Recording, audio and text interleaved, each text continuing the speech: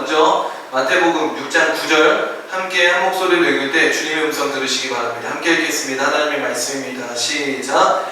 그러므로 너희는 이렇게 기도하라. 하늘에 계신 우리 아버지여, 이름이 거룩히 여김을 받으시오며. 로마서 8장 15절 말씀도 함께 읽겠습니다. 하나님의 말씀입니다. 너희는 다시 무서워하는 종의 영을 받지 아니하고 양자의 영을 받았으므로 우리가 아빠 아버지라고 부르짖느니라. 아멘. 오늘은 사도신경 강의 4번째 성부 하나님에 대해서 3번째로 보게 됩니다. 우리는 창조주 하나님 그리고 전능하신 하나님, 오늘은 아버지 하나님에 대해서 보고자 합니다.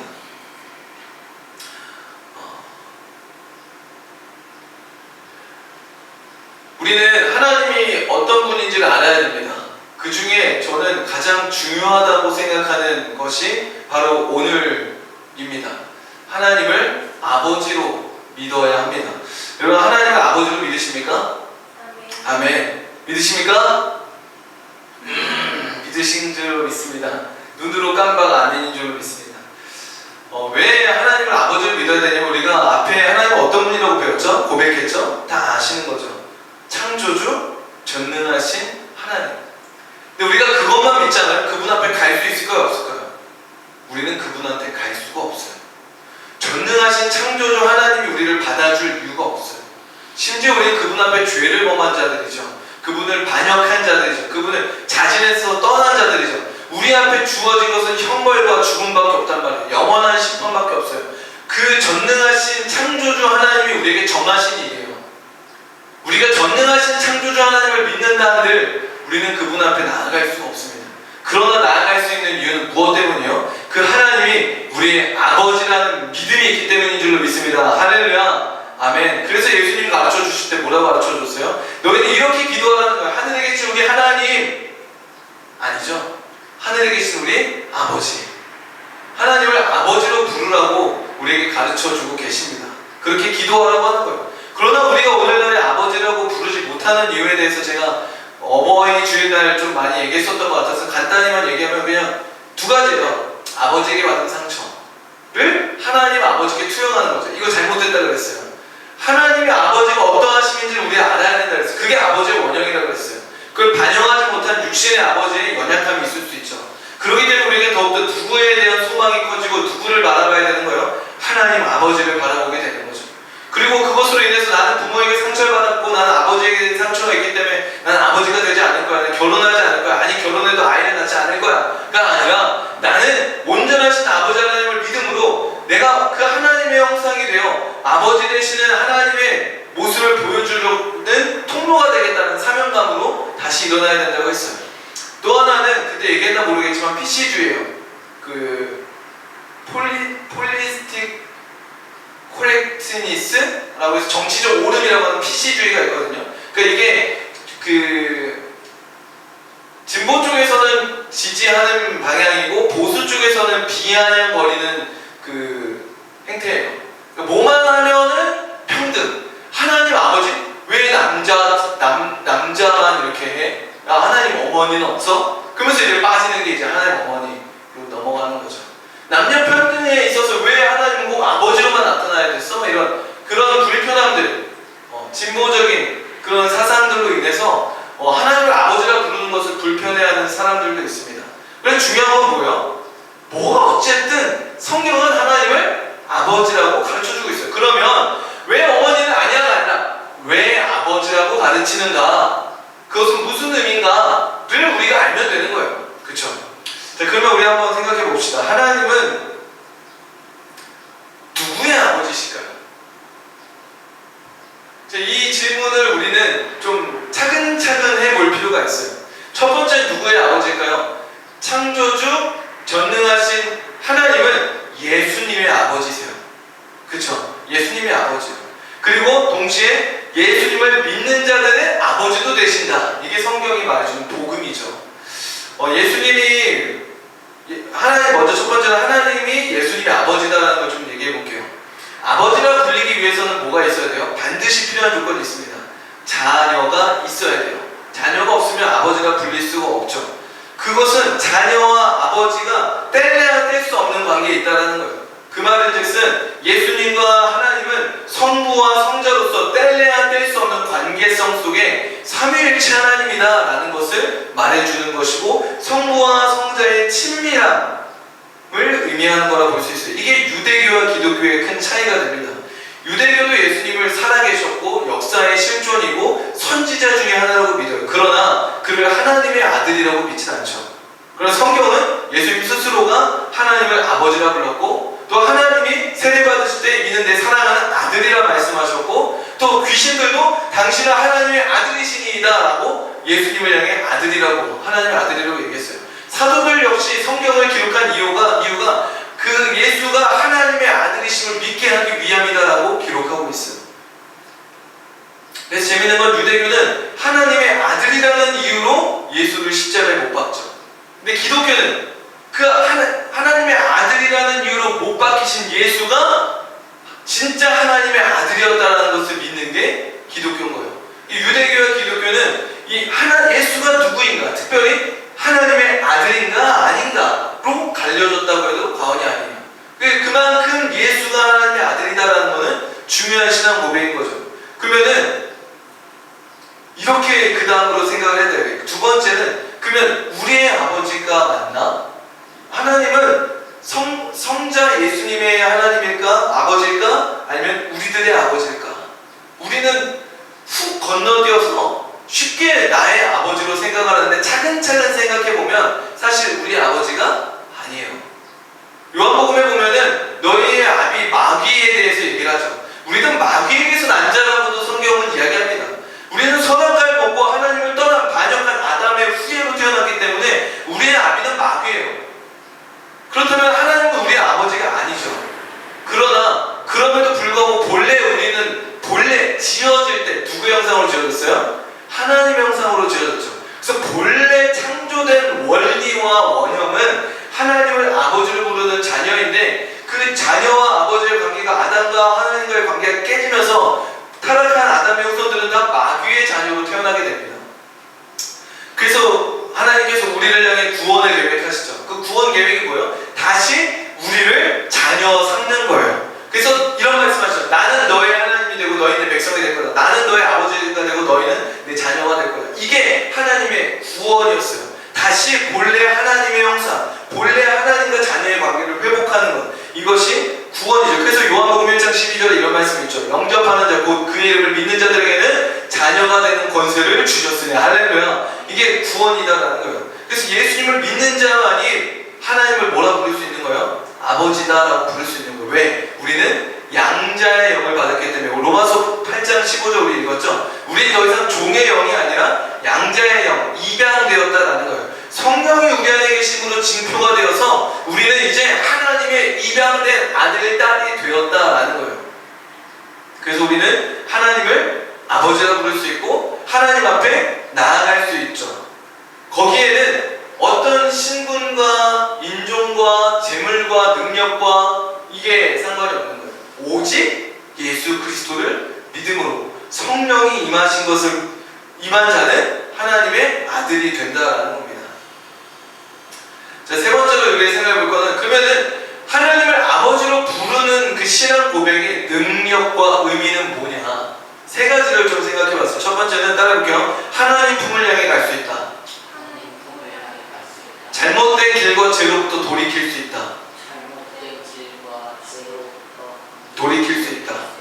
세 번째, 하나님을 닮아가게 된다. 이 세 가지를 얘기하고자 합니다. 첫 번째는 하나님 품을 향해 달려갈 수 있다는 거예요. 앞서 서론에서 얘기했지만 창조주 전능하신 하나님을 믿어서는 그분께 달려갈 수가 없어요. 달려가는 순간 죽습니다. 그러나 예수님을 믿는 자는 하나님을 아버지라 부르기 때문에, 그 전능하신 창조주 하나님이 아버지 되시기 때문에 떠났던 탕자임에도 불구하고 아버지께로 달려갈 수가 있게 되는 거예요. 근데 한 가지 더 우리가 또 생각해본다면, 그 품에 달려간다는 게 무슨 의미일까? 그걸 생각해 볼 때 먼저 이 질문부터 해볼 필요가 있는 것 같아요. 나는 그분께 나아가고 싶어 하고 있는가?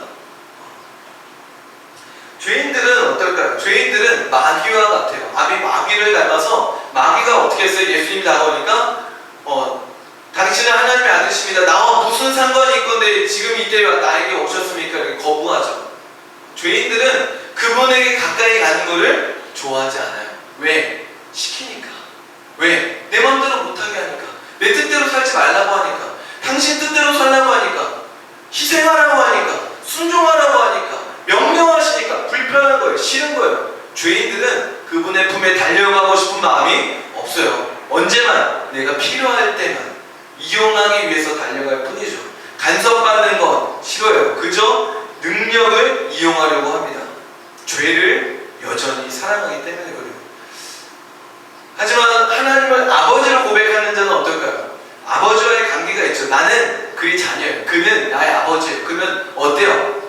아버지에게 달려가 안기고 싶은 마음이 드는 거예요. 아버지의 품이 그리운 거예요. 아버지의 품이 너무나 좋은 거예요. 아버지의 따뜻함이 너무 좋은 거예요. 아버지의 안전함이 너무 좋은 거예요. 그의 눈빛, 그의 말투, 그의 음성, 그의 숨결, 그의 품, 그게 그리워지고 그분께 나아가고 싶은 마음들이 드는 겁니다. 또 아버지께 칭찬받고 싶죠. 아버지를 기쁘시게 하고 싶죠. 이게 자녀의 마음인 거예요.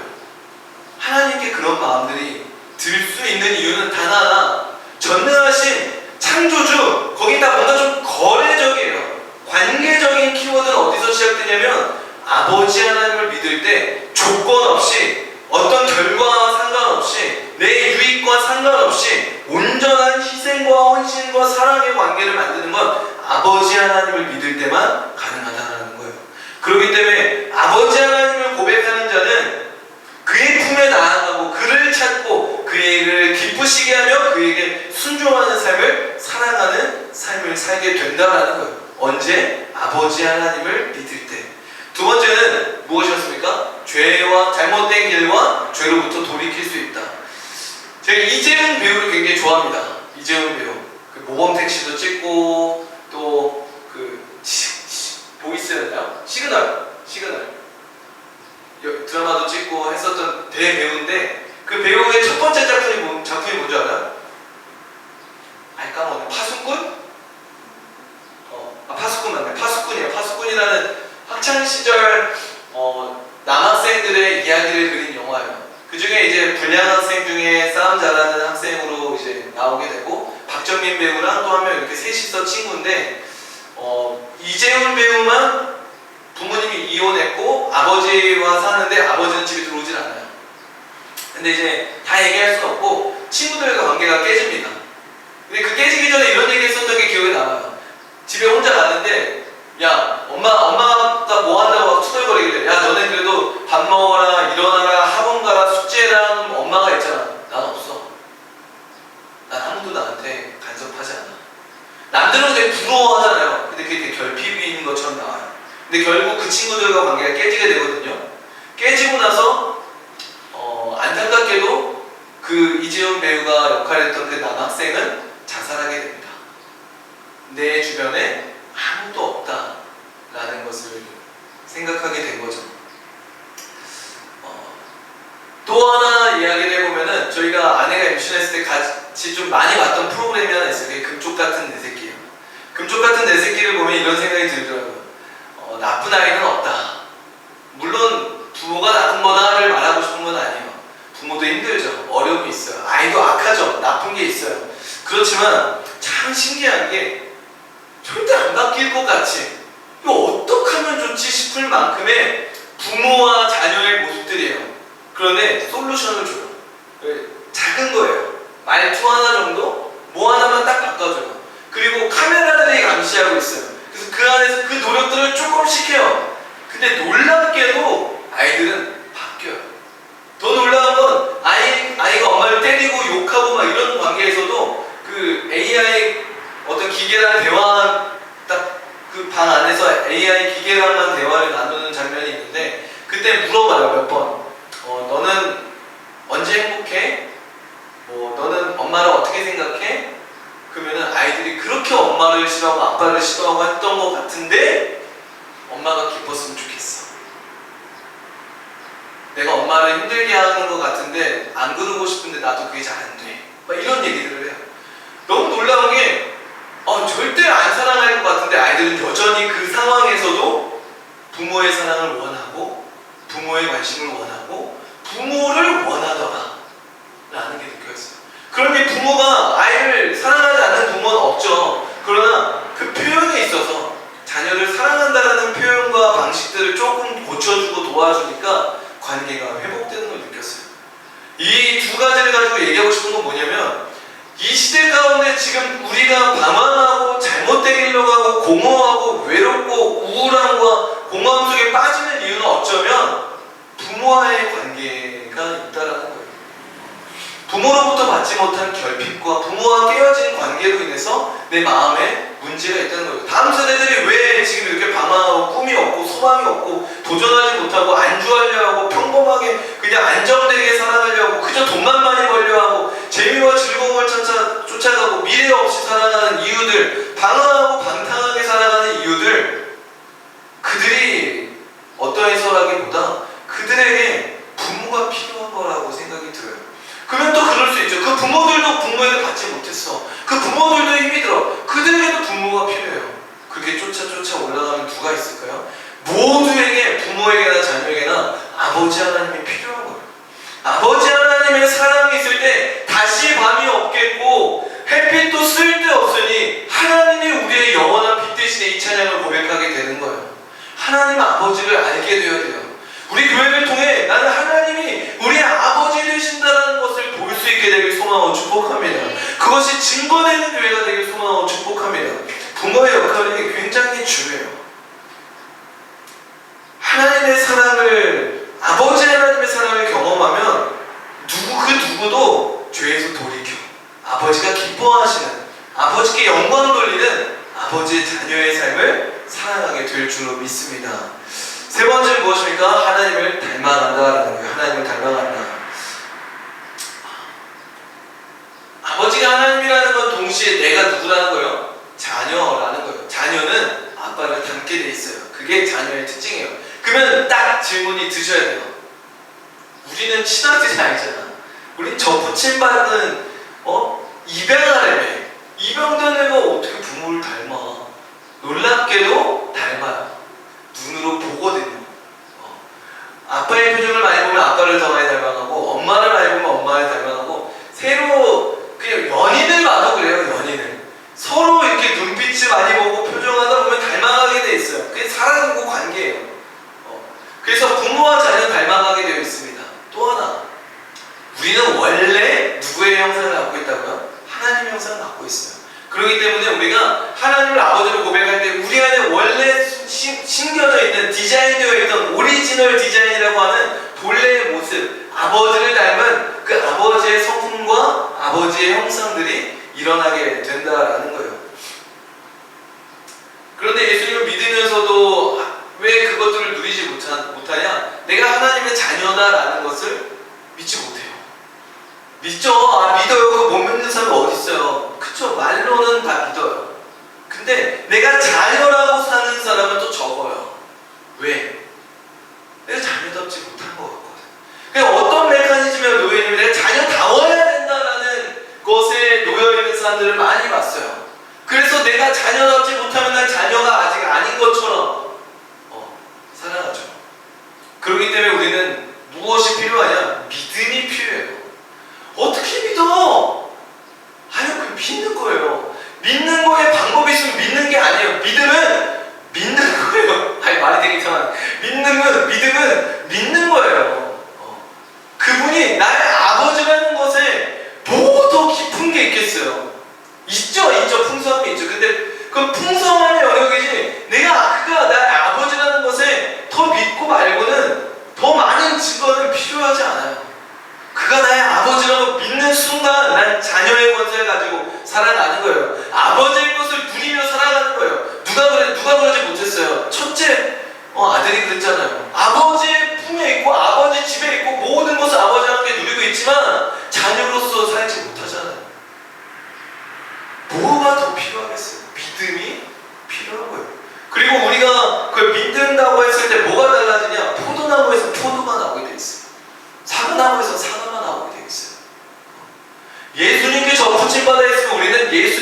성품을 열매 맺는 거예요. 여러분 기대하시길 축복합니다. 내가 자녀라는 걸 믿는다면요, 여러분 지금까지 내 삶이 못 그랬다 할지라도 나의 모습 속에, 나의 삶 속에 이 놀랍고 아름답고 경이롭고 위대하신 예수님의 성품이 내 안에서 싹트게 되고 열매 맺게 된다는 걸 여러분 기대하셔야 될 줄로 믿습니다. 아멘. 아멘. 믿어야 돼요. 믿어야 돼요. 현실적으로 비유적으로 먼저 얘기하면 우리는 뿌리로부터 줄기를 통해 주어지는 영양분을 먹으면 되는 거예요. 추상적이죠. 현실로 얘기할게요.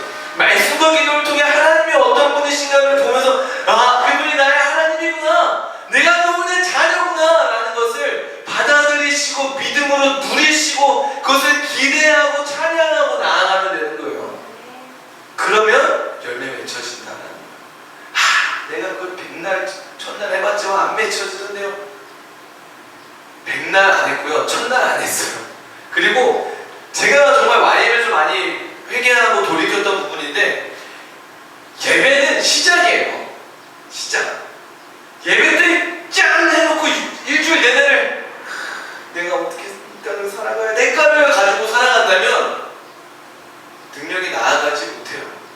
예배를 시작했다면, 요단강을 건넜다면 다시 돌아와서 광야를 살아가는 게 아니라 가나안을 살아가야죠.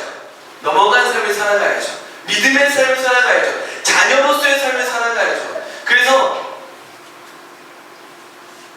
제가 이번 주에 시편을 묵상할 때 이 말씀이 되게 와닿았어요. 시편 112편 1편에 이런 구절이 있습니다. 할렐루야, 여호와를 경외하며 그의 계명을 크게 즐거워한 자는 복이 있도다. 여기 저는 어디 꽂혔냐면 크게. 뒤에 보면 112편에 쫙 다 나머지가 뭐냐면 그 복에 대한 내용이에요. 뭐 부와 재물과 명성이 영원하고 그는 흑암 중에도 빛날 것이며 견고하여 흔들리지 아니할 것이며 뭐 쫙 나와요. 누가 그걸 누린다고 합니까? 여호와를 경외하며 그의 계명을 크게 즐거워하는 자. 저는 거기 묵상에 이렇게 적어놨어요. 즐거움의 크기가 복의 크기를 결정한다. 하나님이 어떤 분이신지를 알아가고 그분이 나의 아버지시고 난 그의 자녀이기에 그의 모든 것들이 나에게서 회복되어져 갈 것들, 내가 그의 성품에 참여하게 되었다는 것들을 기대하는 자는 그 영양분을 먹고 열매를 맺게 된다는 거예요. 그렇기 때문에 한 가지 더 얘기한다면 우리는 결단해야 됩니다. 나는 하나님을 닮은 자녀입니다. 나는 계속해서 하나님의 형상으로 하나님을 닮아가게 될 것입니다. 근데 이걸 결단하지 못하는 이유는 안 됐으니까, 지금까지 열매 맺은 게 없는 것 같으니까, 결단해도 안 바뀔까봐, 안 달라질까봐. 그 말은 뭐예요? 믿지 못하는 거죠. 하나님이 일하실 것들을 믿지 못하는 거예요. 믿는다면 뭐 해야 돼요? 결단해야 돼요. 넘어질 걸 알면서도, 안 될 것 같으면서도 믿음은 뭐 하는 거예요? 결단하는 거예요. 나아가는 겁니다. 그 주님께서 행하신다는 걸 믿는 거예요. 사도 바울도 그런 얘기 하잖아요. 너희는 빛의 자녀라. 주 안에서 빛의 자녀라. 너희는 빛의 자녀들처럼 행하라. 이렇게 얘기를 하잖아요. 너희는 빛의 자녀가 될 거야. 빛의 자녀들처럼 행하면 빛의 자녀가 될 거야 라고 하잖아요. 너희는 빛의 자녀야. 그러니 빛의 자녀들처럼 행하래. 그러니까 빛의 자녀라고 했을 때 내가 빛의 자녀답게 막 자연스럽게 뭐 술술술술 막 이렇게 나오는 게 아니잖아요. 그러나 내가 빛의 자녀라고 믿는다면 내가 빛의 자녀로서 어떻게 해야 될까를 가지고서 생각하고 말하고 살아가야 한다라는 거예요. 이게 믿는 자의 증거라는 겁니다. 그래서 자녀답게 살아가야 된다보다 더 중요한 게 뭐냐면 내가 자녀다라는 선포가 중요한 거예요. 그럼 어떻게 선포할 수 있습니까? 내가 자녀라, 날 자녀라 하시네, 날 자녀라 하시네. 어떻게? 그가 나의 아버지심을 믿을 때, 할렐루야. 그가 나의 아버지를 믿을 때 내가 자녀임을 선포할 수 있는 거예요. 내가 어떠해서 자녀다라는 걸 선포하는 게 아니라 그가 나의 아버지 되어 주셨다는 것을 믿으면 난 자녀인 거예요. 믿는 자가 자녀들처럼 행하고 자녀로서의 삶을 살아가야 됩니다. 여러분, 우리의 예배가, 우리 교회가 이러한 예배와 이런 교회가 됐으면 좋겠어요. 특별히 우리 전도사님과 사모님께 말씀을 드립니다. 우리가 제공자가 되어서는 안 돼요. 뭘 제공해주고 변화시켜주고 만족시켜주고 고쳐주는 자들이 아니에요. 우리의 첫 번째 정체성은 저는 교사도 목사도 아닌 예배자가 되길 소망합니다. 하나님이 어떤 분인지를 선포하는 거예요. 하나님이 어떤 분인지를 고백하는 거예요. 그 하나님을 예배하는 것을 예배 때 놓치면 안 돼요. 다른 생각에 매이지 마세요. 그러면 교사의 역할은, 선지자의 역할은, 예언자의 역할은, 위로자의 역할은 하세요. 주중에 예배 때 우리의 역할은 예배자예요. 그렇다면 우리는 전 설교를 통해 여러분들이 가르치고 제가 찬양인도를 통해 찬양을 보고 사람들을 이렇게 휘감고 아니에요. 우리는 뭐 하는 거예요? 하나님께 집중해야 돼요. 계속 그 시름이 있어요. 저도 기타 하면서 찬양하면서 순간 이게 지금 분위기가 왜 안 끌어올라지지? 내가 뭐 하고 있어? 아니 하나님 이 시름들을 계속 하셔서 이게 그냥 자연스럽게 하나님만 바라봐지는 예배가 돼야 돼요. 제가 설교하면서도 너무나 자유하게 된 건 저는 하나님을 지금 선포하는 거지 여러분들 변화시키려 하지 않아요. 저는 하나님과 기도하며 말씀을 묵상하며 가졌던 제 고민이에요. 여러분들 놓고 기도도 하지만 제 고민을 풀어놓는 거지 여러분들 고치려고 푸는 건 없어요. 거의 없어요. 제 고민을 풀어놓을 뿐이에요. 그리고 나서 결국 하고 싶은 건 뭐냐면 우리 하나님 어떤 분인지를 찬양합시다예요. 우리가 예배자로서의 정체성을 우리가 놓쳐서는 안 됩니다. 하나님이 어떤 분이신지 하나님께 시선을 고정하시고 축복해요. 내가 이 사람들을 어떻게 우리 교회에 정착시킬지, 어떻게 그들을 회심시킬지, 어떻게 그들을 주에서 돌이키게 할 것인지, 어떻게 그들의 무거운 짐들을 내려놓게 할 것인지 다 좀 뒤로 하고 하나님이 어떤 분인지를 선포하는, 외치는, 노래하는, 증거하는 그런 예배자들이 되길 소망하고 축복합니다. 그렇게 예배의 문을 열어줬으면 좋겠어요. 하나님 어떤 분인지를 함께 고백합시다.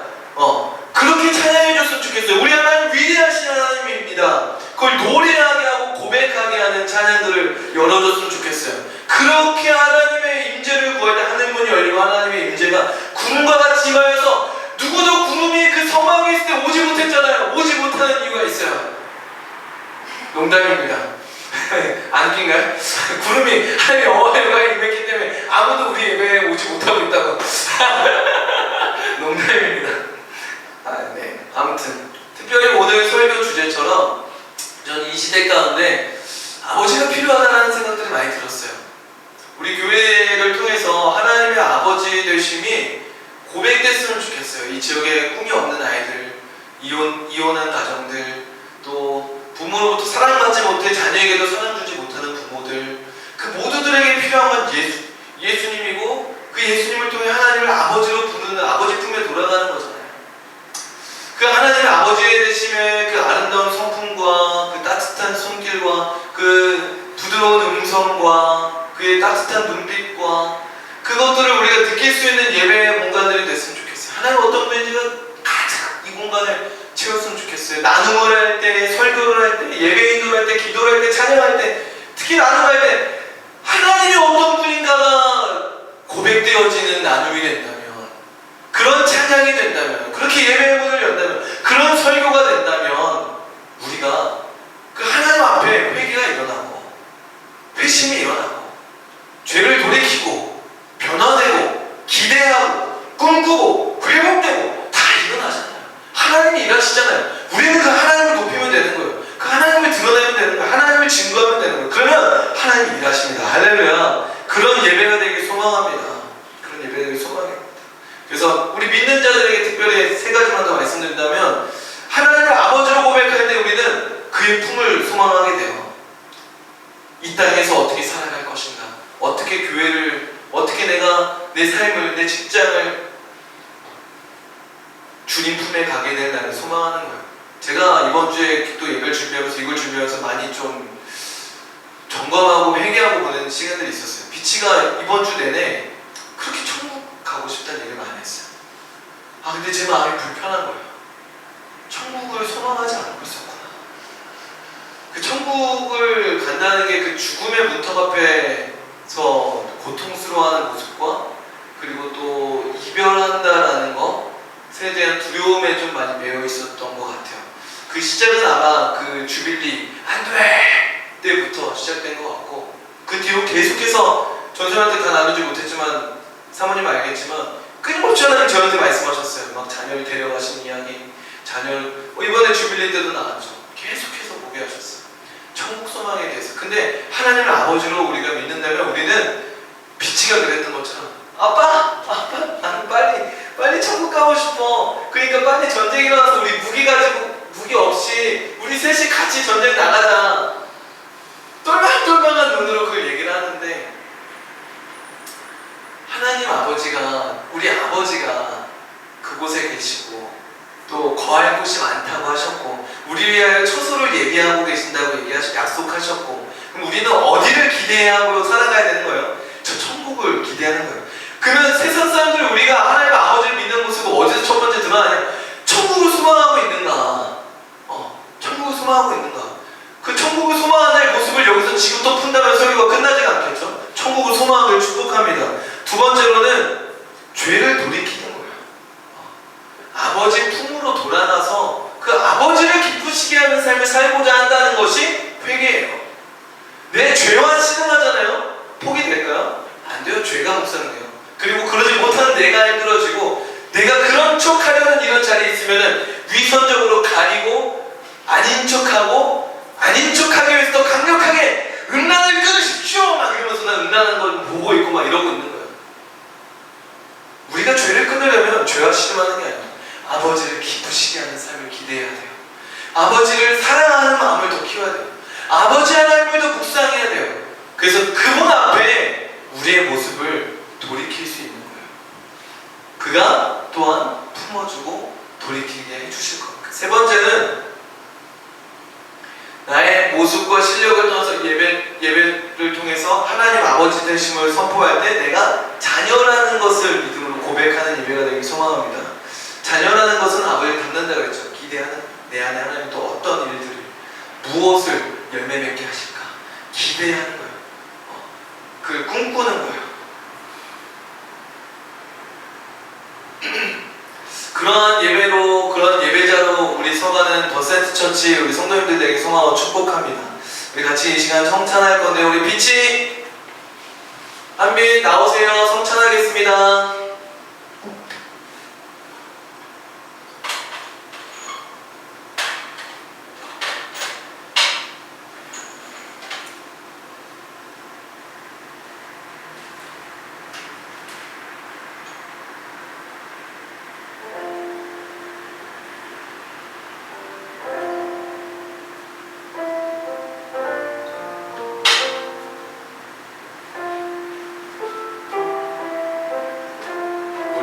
성찬에 세 가지 의미가 있죠. 첫 번째는 대속입니다.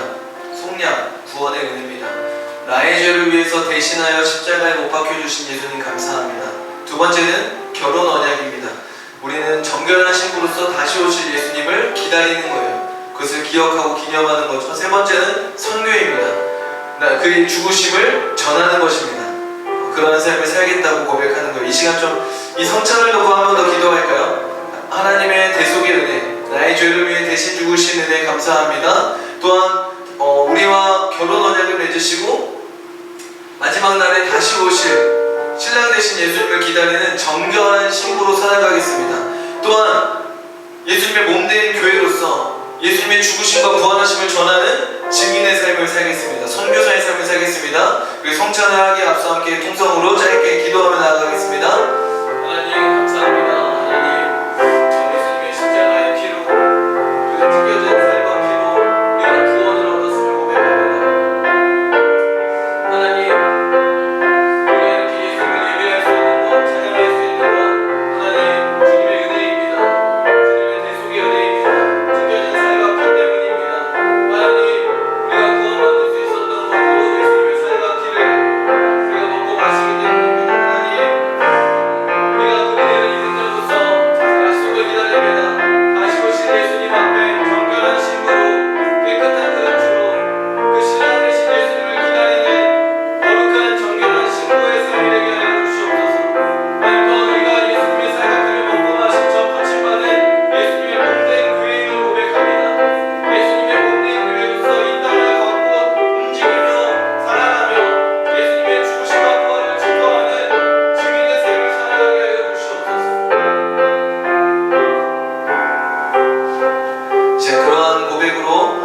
찬양에 참여하겠습니다.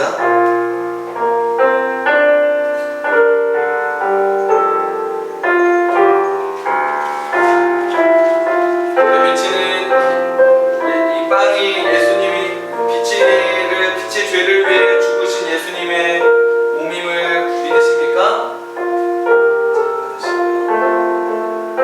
이 포도주스는 빛을 사랑하셔서 십자가에 못 박혀 흘리신 예수님의 피임을 믿으십니까?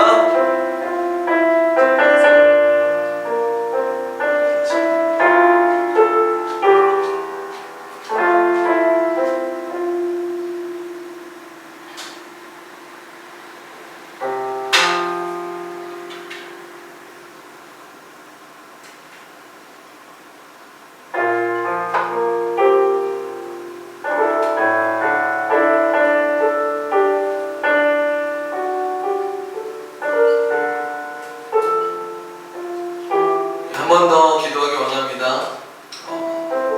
하나님, 나의 아버지 되어주시니 감사합니다.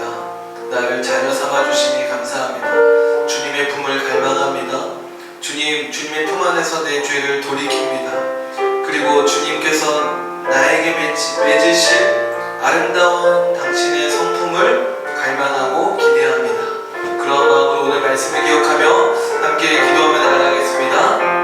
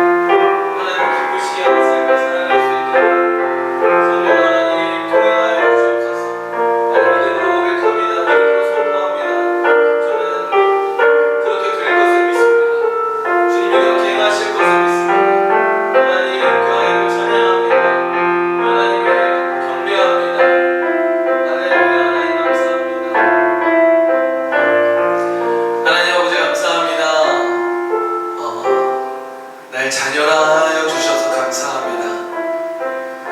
자격 없는 저희를 반겨주셔서 감사합니다. 잃어버린 우리를 찾아주셔서 감사합니다. 우리 모든 죄를 대속해 주셔서 감사합니다. 우리가 죄 아래 있을 때 우리를 위해 죽으신 예수님 감사합니다. 하나님, 하나님의 품 안에 안겨서 하나님의 자녀된 우리에게 다신 밤이 없겠고 햇빛도 쓸데없고 고통과 슬픔도 없으니 이는 주님이 우리의 영원한 빛이 되시고 우리의 영원한 아버지가 되어주시기 때문임을 믿습니다. 하나님, 이 믿음으로 살아가는 우리 모두 되게 하여 주시옵소서. 하나님의 자녀로서 하나님 믿고 살아가게 하여 주옵소서. 자녀가 되기 위한 삶이 아닌, 자녀이면서도 자녀로서 살지 못하는 삶이 아닌 하나님의 그 은혜로 우리 아버지 되어주셨고 자녀 되었음을 믿고 빛의 자녀들처럼 행함으로 나아가는 우리 되게 하여 주옵소서. 우리의 어떤 실패와 좌절과 절망과 사람들의 손가락질 조롱에도 포기하지 않고 새 일을 행하신 하나님, 끝날까지 이루신 하나님, 함께 하신 하나님을 믿음으로 자녀로서의 삶을 또 한 주를 살아가게 하여 주옵소서. 아버지 하나님을 더 사랑하는 우리 되게 하여 주시고 아버지 하나님을 더 할망하는 우리 되게 하여 주시고 아버지 하나님의 뜻대로 살아가는 그것을 기뻐하는 즐거워하는 우리 되게 하여 주옵소서. 할렐루야. 여호와를 경외하며 그의 계명을 크게 즐거워한 자는 복이 있도다. 아멘. 아멘. 하나님, 그 은혜가 저희 안에 있기를 원합니다. 하나님 사랑합니다. 아버지 사랑합니다. 주님 감사합니다. 예수님의 이름으로 기도합니다. 아멘. 이제는 우리 주 예수 그리스도의 은혜와 하나님 아버지의 크신 사랑하심과 성령 하나님의 감화하며 교통하심이 하나님을 아버지라고 부르는, 또 하나님의 자녀라 고백하고 선포하는 사랑하는 우리 더 센트 처치 성도들 머리 위에, 그리고 이 대한민국에 내려와 있는 탈북민 성도들 머리 위에, 그리고 또 저 북한 땅의 지하에 기도하고 있는 지하교회 성도들과 또 열방 가운데 흩어져 있는 수많은 그리스도인들 머리 위에 이제로부터 영원까지 함께하여 주시기를 간절히 축원하옵나이다. 아멘.